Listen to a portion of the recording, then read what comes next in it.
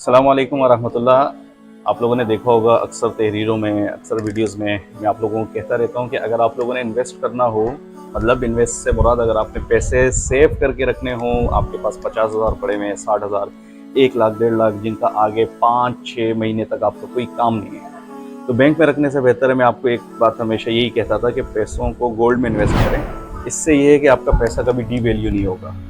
मतलब आज D value होना क्या होता है, मिसाल के तौर पे आज जो चीज़ 1 लाख रुपए की आती है, 3 महीने बाद, 4 महीने बाद वो चीज़ 1 लाख की नहीं बल्कि 1 लाख 4, 1 लाख 5, 1 लाख 6 हज़ार की भी आएगी, क्योंकि वक्त के साथ साथ हर चीज़ के रेट बढ़ते हैं। तो जब हर चीज़ के रेट बढ़ते हैं तो इसी तरह गोल्ड के रेट भी बढ़ते हैं। अगर आपने उन पैसों से गोल्ड खरीद लिया 24 कैरात, तो जब चीज़ें महंगी होगी तो जाहिर सी बात है वो गोल्ड भी महंगा होगा।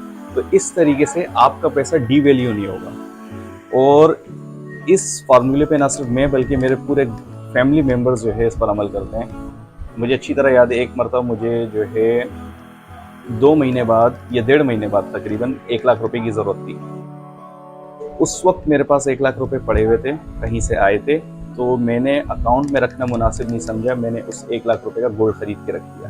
1.5 महीने बाद जब मुझे ज़रूरत पेश आई, वो मैंने गोल्ड को कैश करा लिया, तो वो 1 लाख रुपए का गोल्ड मुझको तकरीबन 4 से 4,500 रुपये देकर गया।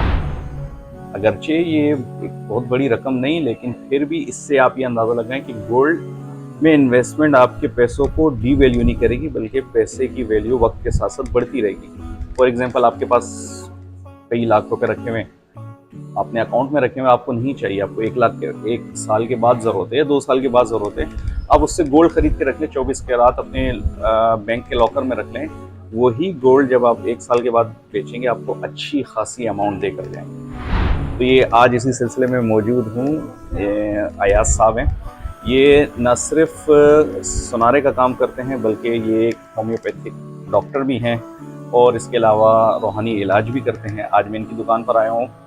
इनका भी गोल्ड का काम है, इनके बड़े भाई का भी गोल्ड का काम है। मैं कभी इनसे गोल्ड लेता हूँ, कभी इनके भाई से लेता हूँ। इसी तरह मेरे घर वाले भी कभी इनसे गोल्ड लेते हैं, कभी इनके भाई से लेते हैं। एक ही हिसाब है, एक ही बराबर है। अभी थोड़ी देर पहले अयाज भाई से मेरी बात हो रही थी। बस मैं इतना कहूँगा, खुलासा आपको इतना कहूँगा कि आप उससे खरीदें जिस पे आपको ट्रस्ट हो और आपको लगता हो कि भाई ये बंदा ट्रस्टवर्दी है, इसमें खौफ खुदा है। वरना इसमें भी आप अगर तलाई जेवर यानी कि जो ज्वेलरी होती खरीद रहे हैं या पुरानी बेच रहे हैं, तो इसमें किस किस तरह की डंडियां होती हैं, अभी थोड़ी देर पहले मुझे बैठ के बता रहे थे। मैंने कहा ये तो वीडियो में अगर आपने बातें सब बता दी तो सारे के सारे लोग आपके पीछे पड़ जाएंगे।